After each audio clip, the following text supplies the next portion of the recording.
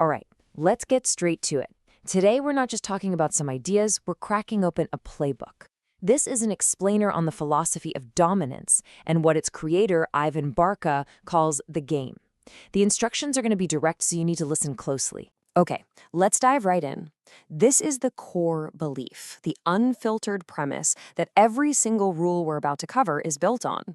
The philosophy states this not as some controversial take, but as a fundamental truth you absolutely have to understand if you want to play. So, what is the game? Well, think of it as a psychological battlefield.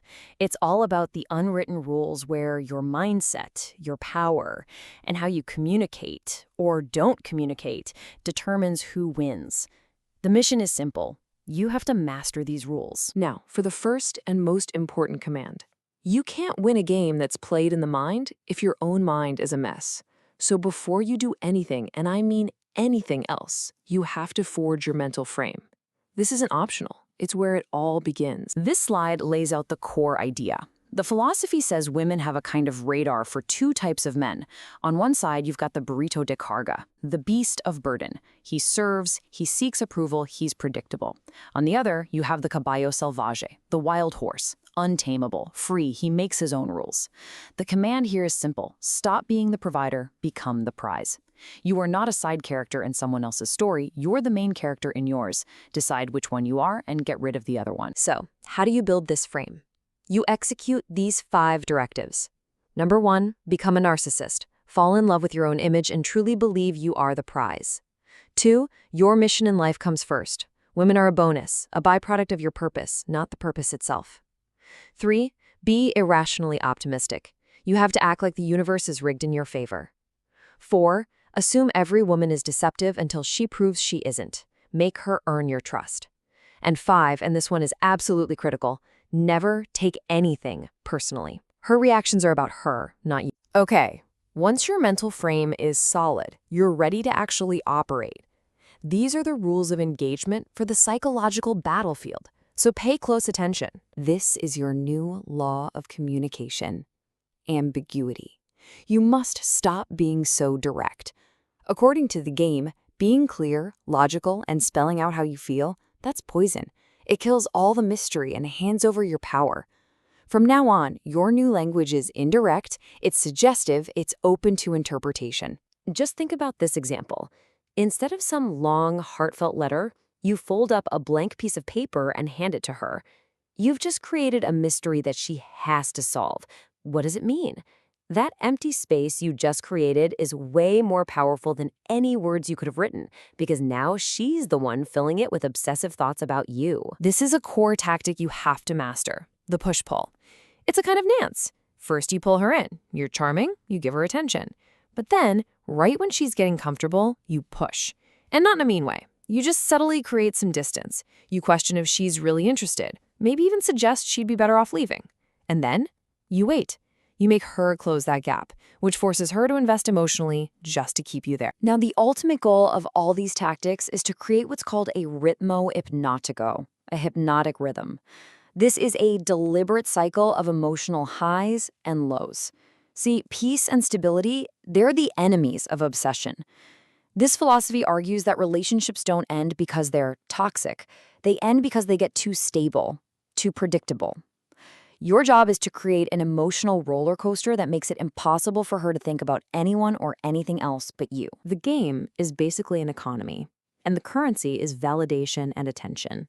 So, rule 3, you must control the flow of value. And you have to remember the fundamental law. Whoever needs less holds all the power. Take a look at this chart. It's simple. Her world is flooded with attention from other guys. It's abundant. It's cheap, so it has a low value. For your attention to mean anything, it has to be scarce. If you're giving it away for free, you're just like everybody else. You have to make your attention a commodity, something she has to fight for. So the directive couldn't be simpler. Treat your attention and your validation like rewards, not gifts. They must be earned. They are never, ever given away for free. Every compliment, every text message, every single moment of your focus is a prize that she has to win. Now, here's a perfect example of what the manual calls a shit test. You see a social media trend like the yellow flowers thing pop up. It's not about flowers. It's a filter. It's designed to separate the weak from the strong. The guys who rush out to buy flowers, they're the ones who grovel. They fail the test. The powerful man ignores it, which just reinforces that he plays by his own rules, not by society's. All right, on to the final rule. This is all about deprogramming yourself from what society expects. You have to learn to recognize and completely reject the beta traps that are designed from the ground up to strip you of your power. These are the labels and contracts you must avoid. No girlfriend, no husband. These titles are seen as just tools of a system that's meant to trap you in that provider role. Casi algo, that almost something situation, that's a frame you have to reject immediately.